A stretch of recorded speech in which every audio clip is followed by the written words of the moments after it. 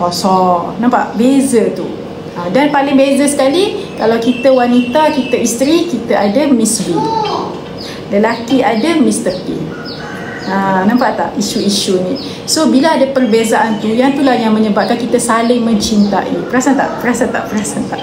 Sebab berbeza itulah kita rapat jik. Sebab berbeza itulah kita saling jatuh cinta. Boleh Siapa setuju dengan Dr. Azimah? Bila kita berbeza itulah kita jadi saling mencintai, saling menyayangi. Kalau kita sama je, kita jarang nak bercinta. Okey. Dr. Azimah akan cerita tajuk menopause. Hari ni Dr. Azimah akan cerita tajuk menopause. Apa maksud menopause? Menopause bermaksud, subhanallah, wanita makin tua. Kan tadi kan kita cakap wanita nak jadi wanita ni, kita kena ada estrogen dengan